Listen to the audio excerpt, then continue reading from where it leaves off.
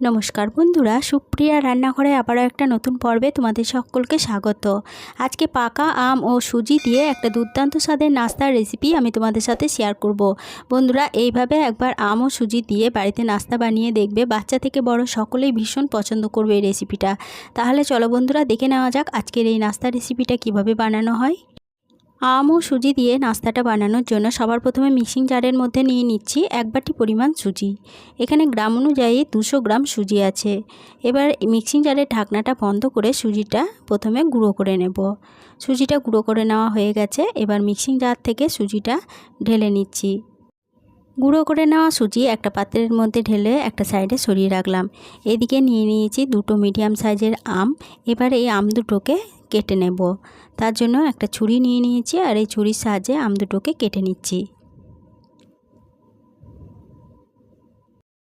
সমস্ত আমগুলো কেটে নেওয়া হয়ে গেছে। এবার একটা চামচের সাহায্যে আমগুলো বের করে একটা মিক্সিং জারের মধ্যে নিয়ে নিচ্ছি।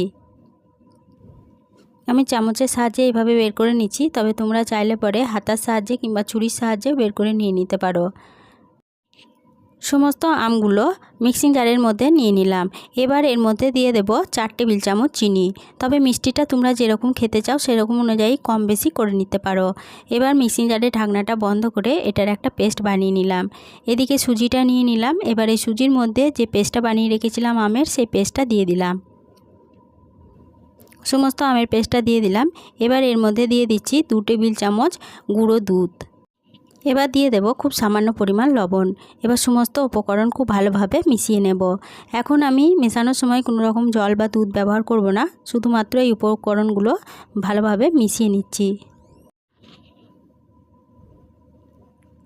সমস্ত উপকরণ খুব ভালোভাবে মিশিয়ে নেওয়া হয়ে গেছে। এবার এর মধ্যে দিয়ে দেব যে বাটি মাপ করে আমি 1 বাটি সুজি ব্যবহার করেছিলাম, সেই বাটির মাপ করে হাফ বাটি পরিমাণ দুধ দিয়ে দিচ্ছি।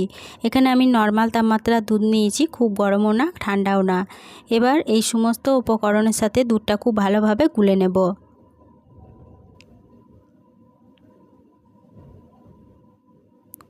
দুধ দিয়ে সমস্ত উপকরণ খুব ভালোভাবে গুলে নিয়েছি। আর ব্যাটারের ঘনত্বটা দেখিয়ে দিচ্ছি কতটা ঘনত্বের রাখতে হবে। ঠিক এরকম ঘনত্বের ব্যাটারটা রাখতে হবে। এবার এটা একটা ঢাকা চাপা দিয়ে রেস্টের জন্য 10 মিনিট রেখে দেব। 10 মিনিট পর ফিরে এসে ব্যাটারের ঢাকা চাপাটা খুলে নিলাম। দেখো, সুজিটা থাকার জন্য ব্যাটারটা অনেকটাই ফুলে গেছে।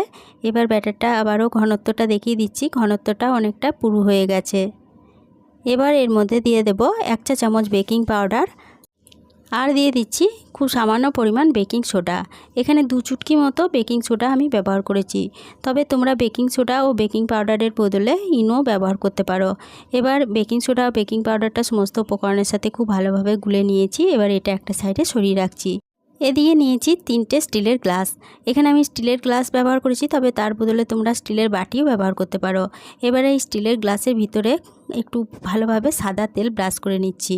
খুব সামান্য পরিমাণ করে সাদা তেল এখানে ব্রাশ করতে হবে, খুব বেশি করে দেবার দরকার নেই। সমস্ত গ্লাসের মধ্যে সাদা তেল ভালোভাবে ব্রাশ করে নিয়েছি। এবার এই ব্যাটারটা গ্লাসের মধ্যে ভরে নিচ্ছি। একটা গ্লাসের মধ্যে ব্যাটার ভরা হয়ে গেছে, আর ব্যাটারগুলো কিন্তু গ্লাসের অর্ধেক করেই ভরতে হবে। এবার আরও একটা গ্লাসের মধ্যে ব্যাটার ভরে নিচ্ছি। 3টে গ্লাসের মধ্যে ব্যাটারগুলো ভরে নিয়েছি। আর দেখো, ব্যাটারগুলো কিন্তু অর্ধেক করেই গ্লাসের মধ্যে ভরতে হবে। গ্লাসের মধ্যে ব্যাটারগুলো ভরে নিয়ে এইভাবে একটু ঠুকে দিচ্ছি, যাতে অতিরিক্ত হাওয়া থাকলে বেরিয়ে যাবে। এদিকে গ্যাসের ওভেনে একটা পাত্রে পরিমাণ মতো জল আগে থেকেই গরম হতে বসিয়ে দিয়েছিলাম। জলটা যখন হালকা গরম হয়ে গেছে, মানে ভিতর থেকে ফুটতে শুরু করেছে, তখন জলের মধ্যে 3টে গ্লাস এইভাবে বসিয়ে দিলাম। আর গ্লাসগুলো এমনভাবে বসাতে হবে যেন জলের মধ্যে ডুবে না যায়, একটু করে ডুবে থাকে। এবার একটা ঢাকা চাপা দিয়ে এটাকে বেশ কিছুক্ষণ জলের ভাপে হতে দেব। ঢাকা চাপা দিয়ে এটাকে 10 মিনিট মতো জলের ভাপে হতে দিয়েছিলাম। 10 মিনিট পর ফিরে এসে ঢাকা চাপাটা খুলে নিয়ে একটা ছুরির সাহায্যে চেক করে নিচ্ছি যে এটা ঠিকঠাক হয়েছে কিনা। ছুরিটা পরিষ্কার বেরিয়ে এলো, মানে নাস্তাটা একদম ঠিকঠাক হয়ে গেছে। এবার গ্যাসের সিমটা বন্ধ করে দিয়ে গ্লাসগুলো জল থেকে তুলে নিয়ে বেশ কিছুক্ষণ রেখে দিচ্ছি ঠান্ডা হওয়ার জন্য। বেশ কিছুক্ষণ রেখে গ্লাসগুলো ঠান্ডা করে নিয়েছি। এবার এই গ্লাসের ভিতর থেকে নাস্তাগুলো বের করে নেব। তার জন্য একটা ছুরির সাহায্যে এইভাবে নাস্তার ধারগুলো ছাড়িয়ে নিয়ে এইভাবে ঠুকে দিলে খুব সহজেই নাস্তাটা বেরিয়ে আসবে। একটা নাস্তা বের করা দেখিয়ে দিলাম, আবার একটা নাস্তা বের করা দেখিয়ে দিচ্ছি। সমস্ত নাস্তাগুলো গ্লাস থেকে বের করে নেওয়া হয়ে গেছে। আর আশা করি দেখেই বুঝতে পারছো যে নাস্তাগুলো কতটা সফট হয়েছে। আমি একটা কেটে দেখিয়ে দিচ্ছি, দেখো কতটা লোভনীয় হয়েছে এই নাস্তার রেসিপিটা। এই নাস্তার রেসিপিটা যদি তোমাদের দেখে ভালো লেগে থাকে তাহলে ছোট্ট একটা লাইক দিয়ে এরকম নতুন নতুন রেসিপি পেতে প্লিজ আমার চ্যানেলটা সাবস্ক্রাইব করে আমার পাশে থেকো। বন্ধু বান্ধব সকলের সাথে শেয়ার করে দিতে ভুলো না প্লিজ। আজকের রেসিপিটা কীরকম লাগলো কমেন্ট করে জানাতে ভুলো না। আজকে এই পর্যন্তই ছিল, ফিরে আসবো আবার নতুন কোনো রেসিপি নিয়ে।